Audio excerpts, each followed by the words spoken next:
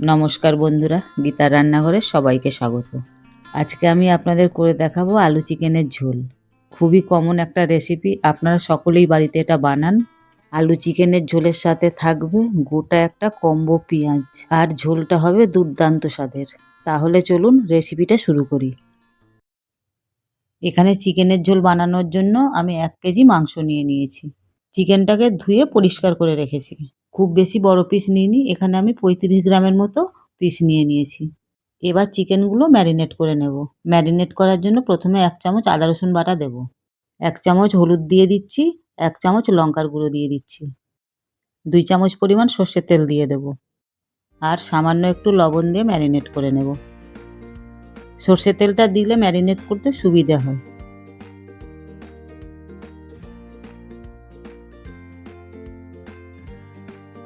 দেখুন ম্যারিনেট করা হয়ে গেছে, এটাকে আমি 10 মিনিটের জন্য রেস্টে রেখে দেব। গ্যাসের মধ্যে কড়াইটা বসিয়ে দিয়েছি, কড়াইটা গরম হয়ে গেছে, এবার কিছুটা সর্ষের তেল দিয়ে দেব। এখানে সর্ষের তেলটা আমি একটু বেশি দিয়েছি, চিকেনে সর্ষের তেল একটু বেশি দিতে হয়। তেলটা গরম হয়ে গেছে, কয়েক টুকরো আলু আমি ভেজে নেব। যেহেতু চিকেনের ঝোল করছি, আলুটা না দিলে ভালো লাগে না। আলুর সাথে 3টে গোটা পেঁয়াজ দিয়ে দেব। দেখবেন মাংসের ঝোলের সাথে গোটা পেঁয়াজ খেতে দারুণ লাগবে। এবার হালকা করে আলু পেঁয়াজটা ভেজে নেব।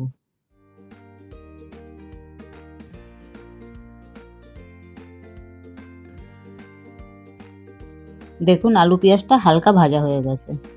এবার এগুলো আমি তুলে নেব। ফোড়নের জন্য 2টো তেজপাতা দিয়ে দিলাম। 3টে ছোট এলাচ, কয়েক টুকরো দারচিনি দিয়ে দিলাম। এবার ক্যারামেলের জন্য 1 চামচ চিনি দিয়ে দেব। এতে কালারটাও ভালো আসে, ঝোলের স্বাদটাও ভালো হয়। আর রসুন বাটা দিয়ে দিচ্ছি। এখানে রসুন বাটাটা একটু বেশি ব্যবহার করব।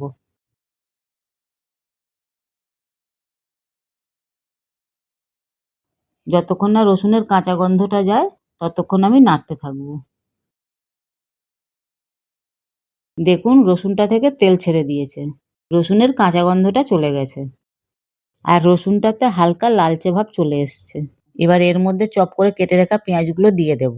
এখানে 1 কেজি মাংসের জন্য আমি 300 গ্রাম পেঁয়াজ ব্যবহার করেছি। একটা বড় সাইজের টমেটো দিয়ে দেব।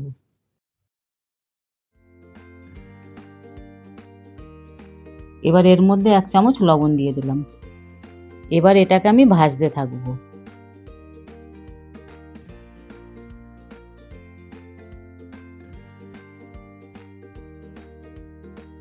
পেঁয়াজটা ভাজা হতে হতে আমি 1 চামচ আদা দিয়ে দেব। এখানে আদাটা কম দেব, চিকেনের ক্ষেত্রে আদাটা কম লাগে। দেখুন 50% পেঁয়াজটা ভাজা হয়ে এসছে। এবার এর মধ্যে সামান্য গরম জল দিয়ে দেব। তাহলে ভাজাটা আর কড়াইয়ের গায়ে লেগে যাবে না।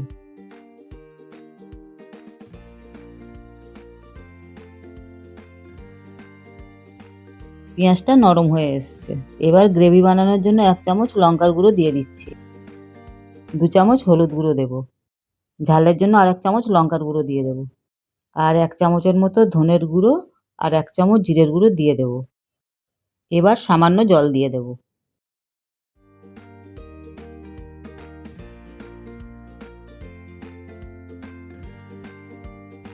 এবার এক এক করে চিকেনগুলো দিয়ে দিচ্ছি।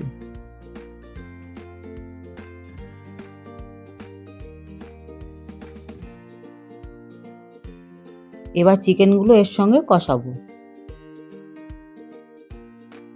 কালারের জন্য কাশ্মীরি লঙ্কা একটু দিয়ে দিলাম।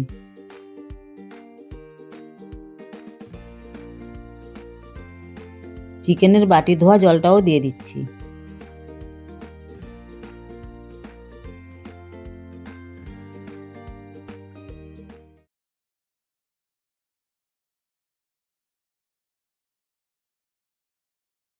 দুটো কাঁচা লঙ্কা দিয়ে দিলাম। এবার চিকেনটা কষা হওয়ার জন্য ঢাকা দিয়ে দিলাম। কষা হওয়া অবধি মাঝে মাঝে চাপাটা তুলে চিকেনটাকে নেড়ে নেব। দেখুন মাংসটা আর একটু কষবে।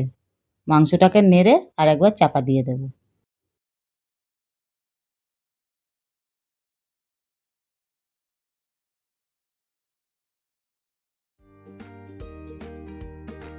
দেখুন চাপাটা তুলে নিচ্ছি।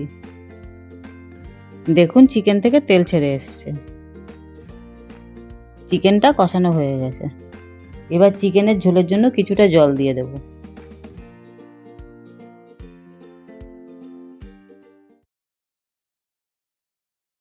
ভেজে রাখা আলুগুলো দিয়ে দিচ্ছি। আর পেঁয়াজটাও দিয়ে দেব।